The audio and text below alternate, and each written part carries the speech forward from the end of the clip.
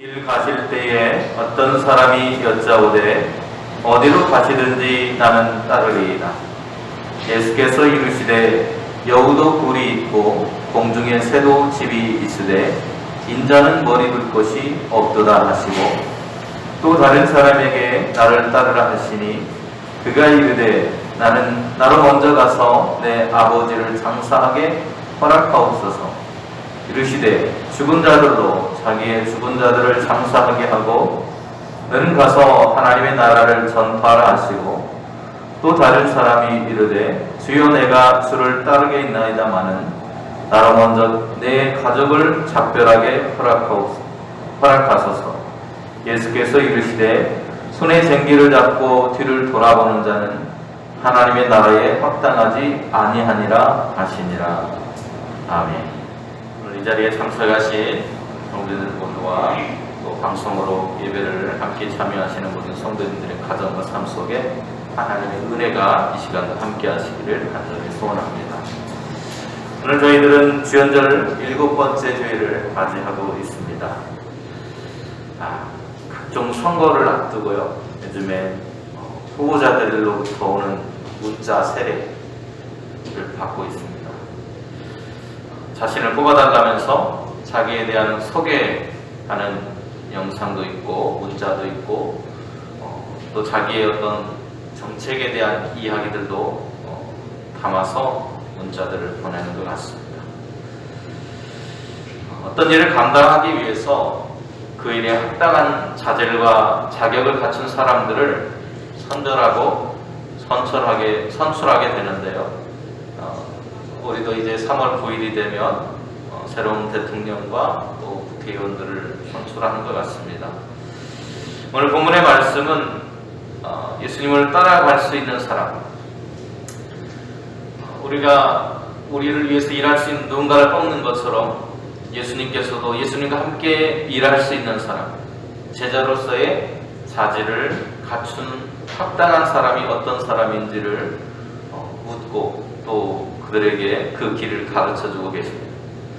이 시간 말씀을 통해서 하나님 나라에 합당한 사람은 어떤 모습을 갖추어야 되는지, 또 우리의 삶에서도 우리를 위해서 일할 합당한 사람을 선출할 수 있는 사람을 선출하는 분별력의 기준으로서 하나님의 말씀을 삼을 수 있기를 소망해 봅니다. 또한 우리가 하나님께서 선택하시는 그러한 사람, 그런 교회가 될 수 있기를 소망하면서 오늘 말씀을 함께 나누도록 하겠습니다. 오늘 본문의 말씀을 이렇게 시작을 합니다. 길 가실 때에 이렇게 시작을 해요. 예수님과 함께 제자들이 길을 걷고 있었다는 것을 알 수 있습니다. 그 길은 갈릴리로부터 예루살렘으로 가는 길이었습니다. 갈릴리는 예수님께서 자라신 곳이고 하나님 나라의 복음을 전파하셨고 수많은 기적을 행하셨던 곳이기도 합니다. 갈릴리 여러 마을을 찾아다니면서 사람들에게 가르침을 주셨고 병자를 고쳐주셨고 귀신을 쫓아내는 역사를 보여주셨습니다. 또 제자들을 부르셨던 곳도 바로 이 갈릴리라고 하는 곳입니다. 그렇게 갈릴리는 예수님께서 태어난 곳은 아니지만 복음과 함께 예수님께서 성장하셨던 복음의 고향과도 같은 곳입니다. 예수님은 갈릴리 복음 전도는 거침이 없었고 그리고 대단히 성공적이기도 했습니다. 그런데 이 갈릴리, 변방의 땅이고 이방의 땅이라고 멸시받았던 이 땅에서 예수님께서 복음을 성공적으로 전하셨지만 돌연 이제는 방향을 틀어서 예루살렘을 향해서 가시게 되었다고 말하고 있는 것입니다. 갈릴리와 다르게 예루살렘은 다윗이 이스라엘의 수도로 삼은 이래로 언제나 나라의 중심지였습니다. 무엇보다도 예루살렘은 하나님의 성전이 있었고 그 성전이 있어서 이 예루살렘을 거룩한 도성이라고 부르기도 했습니다. 오늘 예수님이 가시는 바로 그 걸음은 이 갈릴리로부터 그 예루살렘을 향해서 가시는 걸음이요. 더 나아가서는 예수님께서 십자가를 향해서 걸어가시는 걸음이었다고 볼 수 있을 것입니다. 그런데 그 길을 걸어갈 때에 예수님을 따르겠다고 하는 본문에는 3번의 그런 질문이 따라오고 있습니다. 57절에서도 어디로 가시든지 내가 가겠습니다 라고 하는 사람이 있었고요. 59절에 보면 다른 사람에게 예수님께서 나를 따르라 말씀하시고, 또 61절에 보면 다른 사람이 이르되 주여 내가 주를 따르겠습니다 이렇게 말하고 있는 사람들과 만남을 갖고 있습니다. 그런데 예수님은 첫 번째 질문했던 사람에게 이렇게 대답을 하고 계십니다. 여우도 굴이 있고 공중에 새도 집이 있으되 인자는 머리 둘 곳이 없다.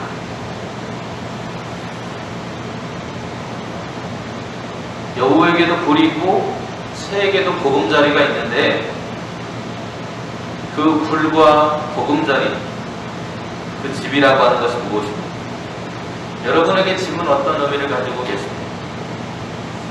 집하면 우리가 쉴 수 있는 것이고 우리를 보호해주는 것이고, 그래서 집이라고 하는 말을 떠올리면 안전과 안식이라고 하는 의미가 떠오르게 됩니다. 다시 말하면 굴과 보금자리라고 하는 것은 인간으로서 우리가 살아갈 때에 기본적인 행복의 조건을 충족해 주는 곳, 그곳이 집이라고 말할 수 있습니다. 그런데 여우에게도 있고 새에게도 있는 그것이 예수님에게는 없다고 말씀하고 있습니다. 누군가 내가 가는 길을 이해해주는 사람이 있고 또 그것에 동참해주는 사람들이 있다면 그 길은 외롭지 않습니다.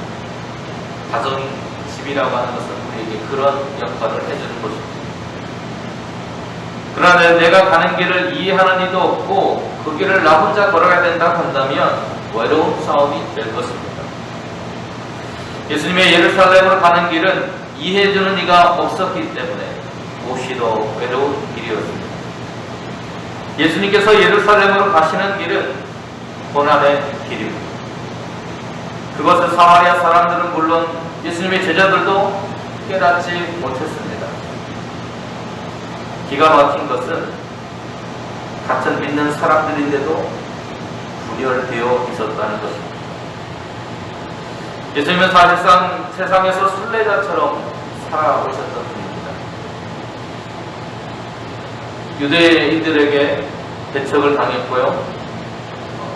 갈릴리라고 하는 곳에도 요한복음에 따르면 쫓겨났다고 말하고, 가라라 지방에서는 떠나라는 부탁을 받기도 하고, 사마리아 사람들은 이곳에 머무는 것이 우리에게 부담스럽다고 예수님에 대해서 평가를 하는 부분들도 있었습니다.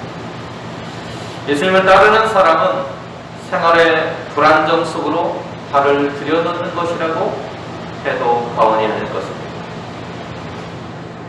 그러기에 예수님께 제자가 되겠다 말하고 있는 이 사람들은 그 여행을 시작하기 전에 제자와 관련된, 제자가 어떤 사람인지 어떤 처우를 받게 될 것인지 배우는 것이 필요했습니다. 사마리아를 떠나서 다른 마을로 가실 때 어떤 사람이 예수님께 자신의 신앙을 고백합니다. 57절 말씀 보면 어디로 가시든지 나는 그 길을 따라가겠습니다. 그런 예수님은 그 사람에게 자신을 진실로 따르는 자가 없음을 아셨고, 그래서 여우도 굴이 있고 공중에 새도 집이 있으되 인자는 머리 둘 것이 없다고 말씀하신 것입니다.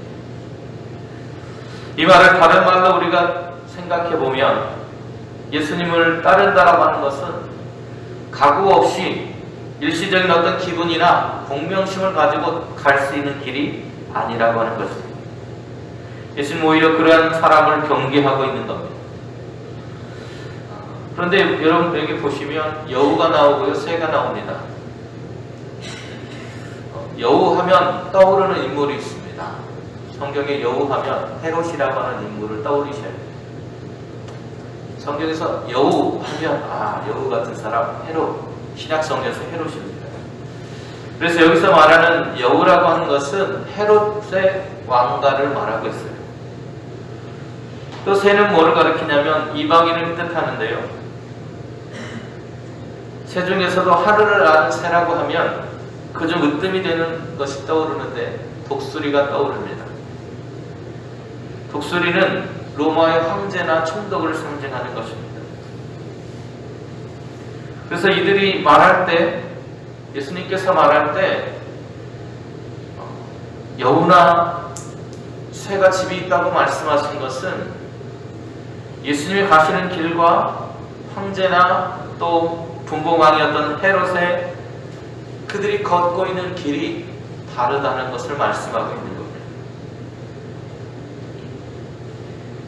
그들의 길은 출세의 길이고 안정적인 길이고 그들에게 부유함을 주는 길이라면 예수님을 따라간다라고 하는 것은 그들에게 있던 안전과 보호가 사라지는 것입니다. 그 길은 고난의 길이고 십자가의 길을 가는 것입니다. 그래서 예수님은 나를 따라오려면 이런 각오를 하지 않으면 결코 따라올 수 없다고 말씀하시는 겁니다. 헤롯과 다르고 로마의 황제의 길과 다른 새로운 길을 걷고 계시는 예수님.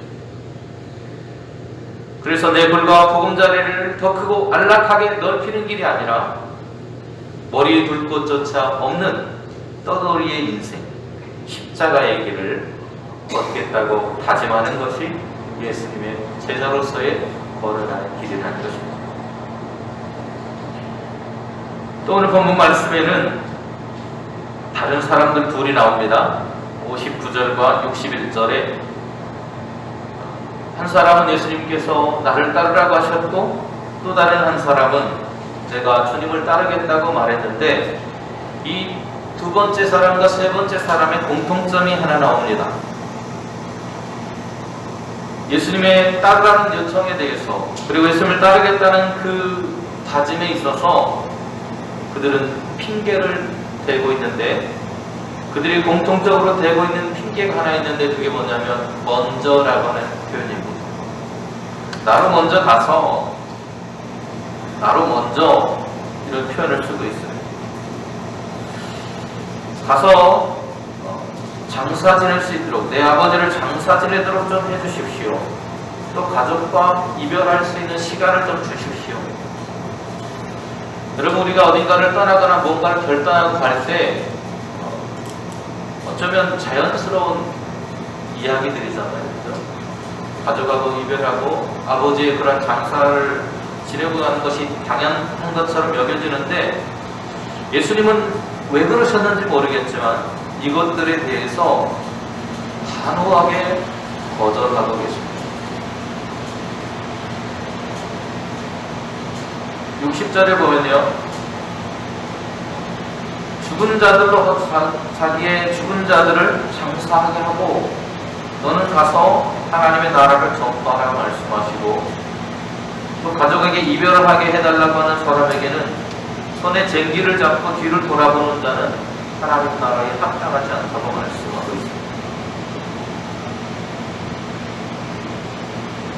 매정하게 예수님이 보입니다. 그래서 어떤 사람들은 이 말씀을 보고 예수님 참 매정한 사람이다. 그거 말하는 사람은 어디 갔는가? 라고 말하는 사람들도 있어요. 오해하는 사람들도 있어요. 그러나 여기서 말하는 것은 예수님을 따르는 길이 어떤 길인지를 보여주고 있다는 겁니다. 이 예루살렘을 향해서 가는 그 길은 비장한 마음의 결단이 없이는 결코 갈 수 없는 길이라고 하는 것을 보여주고 있는 겁니다. 앞에서도 말씀드린 헤롯의 길이나 황제의 길과는 전혀 다른 길입니다. 그 길은 출세의 성공의 탄탄한 대로가 아니라 고난과 역경의 길입니다. 말 그대로 머리 둘 곳이 하나 없는 광야의 길. 여호수아에서 보면 모세를 잃은 여호수아와 그리고 백성들의 이야기가 시작이 됩니다. 광야 40년 동안 백성들을 이끌어왔던 지도자였던 모세가 이제 가나안을 앞에다 두고 들어가지 못하고 죽는 사태가 발생을 합니다. 지도자가 사라졌습니다.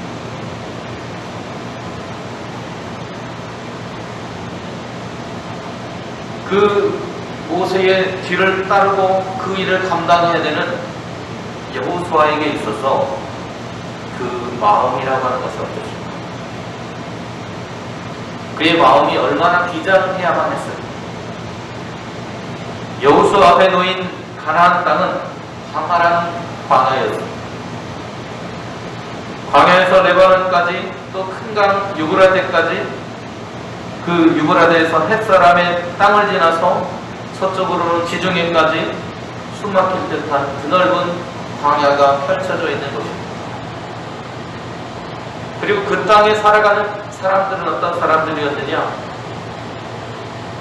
이스라엘 백성들이 자신들이 그 사람들을 바라볼 때 메뚜기와도 같이 초라하게 보일 만큼 강대한 사람들이 그들 앞에 펼쳐져 있었습니다. 그렇게 거인족과 같은 사람들이 살아있고 막강한 사람들이 살아있는 한 번도 가보지 않은 낯선 땅을 수많은 이스라엘 백성들을 이끌고 가야 하는 막중한 책임을 맡게 된 것입니다. 수많은 장애가 곳곳에 도사리고 있습니다. 이 길을 가려면 여호수아에게 무엇이 필요하겠습니까? 그것은 바로 모세처럼 의지할 누군가였습니다. 그의 가족, 든든한 우군이 되어줄 가문을 내세우는 것이 아니라 여호수아는 두려워하지도 낙담하지도 말고 우로도 좌로도 치우치지 말고 다만 하나님을 따라서 그 길을 걸어가야만 했다는 것입니다. 오직 주님의 율법을, 말씀을 따라가야 합니다.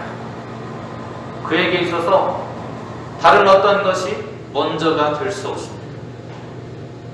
그의 우선순위, 가장 중요한 일은 하나님의 백성들을 이끌고 그 가나안 땅으로 들어가는 것입니다. 그 어떤 것보다도 중요한 일, 그가 감당해야 할 일이 바로 그것이었습니다. 그때 하나님은 여호수아에게 여호수아 1장 9절에 보면 이렇게 말씀하십니다. 내가 내게 명령한 것이 아니냐? 강하고 담대하라. 두려워하지 말며 놀라지 말라. 내가 어디로 가든지 내 하나님 여호와가 너와 함께 하느니라. 약속을 주시면서 그를 진정시키고 있습니다. 이스라엘 백성이 광야를 지낼 때도 마찬가지였습니다. 바울은 그들이 모두 구름의 보호 아래 있고 바다 가운데를 지나갔다고 말합니다. 이 말은 그들이 하나님의 보호하심 아래에 살고 있었다는 것을 말하고 있습니다. 그러나 그들 중에서도 모두가 그 길을 따랐던 것은 아니었던 것입니다. 하나님을 떠나서 불평하면서 우상에 빠진 사람들이 있었습니다. 고린도전서 10장에 보면 바울은 그 사실을 이렇게 증거합니다. 그들 중에 어떤 사람들이 음행하다가 하루에 23,000명이 죽었나니 우리는 그들과 같이 음행하지 말자. 하나님을 떠났던 사람들이 있었다는 거예요. 그들은 어떻게 되었을까요?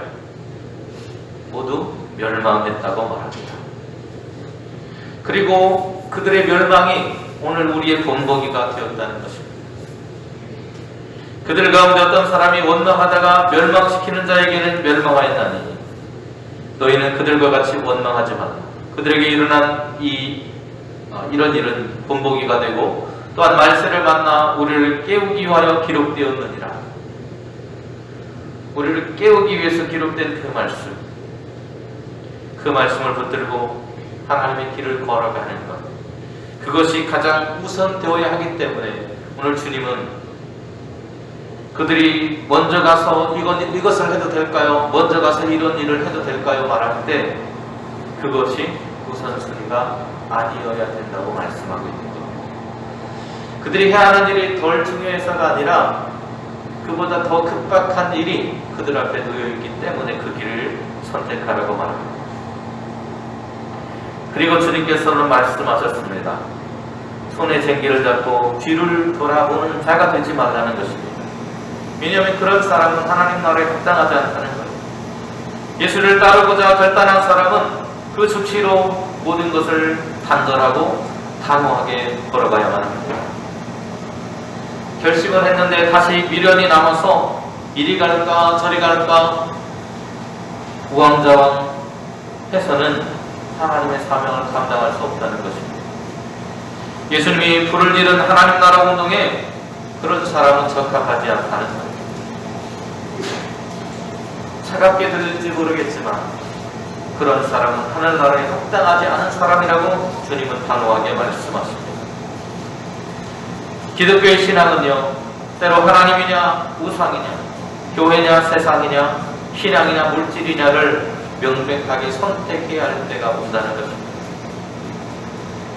그것을 결정할 때까지 우리는 계속해서 기도하고 또 숙고하고 의견을 묻고 길고도 깊은 숙고의 과정이 필요합니다. 왜냐하면 너무 섣부르게 결정하게 되면 반드시 후회하게 되기 때문에 미래를 못 버려두고 뒤를 돌아보게 됩니다. 뒤를 돌아보는 것은 하나님 나라에 합당하지 않게 우리는 숙고하고 또 숙고해야 합니다. 예수님께서도 30살 정도의 공생애를 시작하셨는데요. 지금은 30살 정도 되면 청년이겠지만 예수님 당시에 30살은 중년에 해당합니다. 하루가 급한데 주님은 왜 그렇게 나이가 들어서 결단을 하셨어요? 예수님이 긴 고뇌의 시간을 마치고 가야 할 길을 결단했을 때 예수님은 더 이상 연연한 모습을, 머뭇거리는 모습을 보이지 않으셨습니다. 집을 나가서 광야로 가셨고 사랑하는 어머니에게도 더 이상 개인적인 감정으로 대하지 않으셨습니다. 다시 나사렛의 목수, 남편 없이 살아가는 마리아의 아들로 회귀하지 않았습니다. 다시 죽음의 길을 포기하고 목숨을 이어가겠다고 뒤를 돌아보지 않으셨습니다. 자신의 그런 사명을 결정한 후에 걸어가겠다는 그 길을 다짐한 후에는 결단코 뒤를 돌아보지 않았습니다. 십자가의 본은 그렇게 해서 오늘 우리에게도 복음이 될 수 있었습니다. 우리는 예수님을 따르는 길이 십자가의 고난의 길입니다. 그러나 그 길은 마침내 죽음을 넘어서 부활에 이르게 하는 길입니다.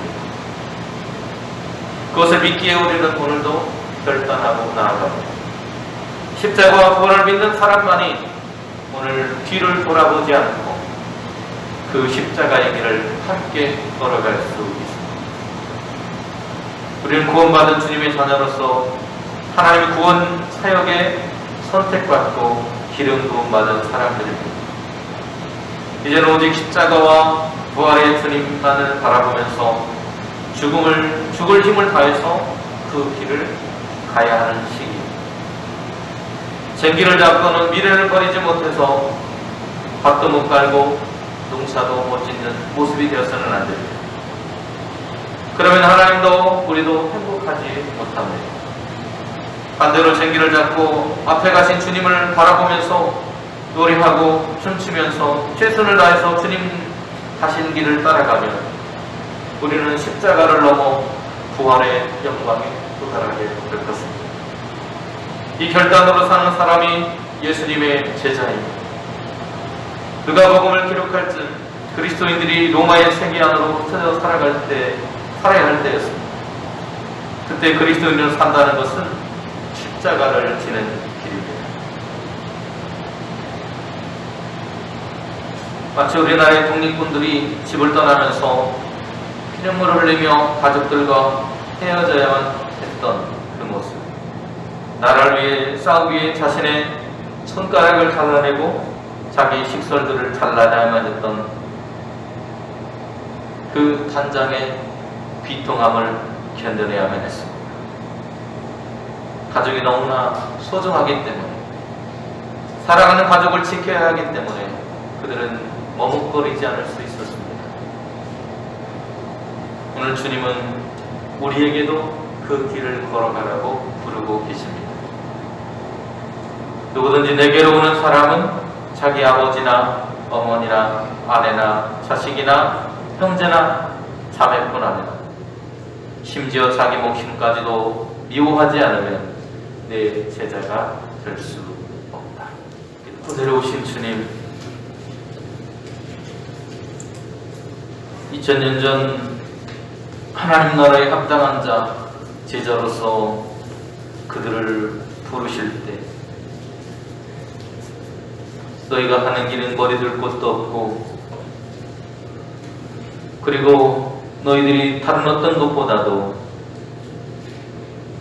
그 일을 먼저 생각해야 하고, 머뭇거리지 말고 뒤돌아보지 말고 결단을 통해 십자가의 길을 걸으라고 그들을 부르셨던 것처럼, 오늘도 이 험난한 시대에 복음의 일꾼으로 우리를 부르심을 감사합니다. 오늘도 우리가 하나님 나라의 합당한 자로, 하나님 나라의 증거자로 설 수 있도록 우리를 불러 주시옵소서. 머뭇거림 없이 결단하고 주님의 가신 그 길을 따라 생명을 증거하는 교회로, 또 성도로 살아갈 수 있도록 오늘도 우리를 인도하여 주시옵소서. 그 길을 따라갈 때 생명의 십자가, 부활의 기쁨이 우리의 소유가 될 수 있도록 은혜를 베풀어 주시옵소서. 예수님의 이름으로 기도드립니다. 아멘.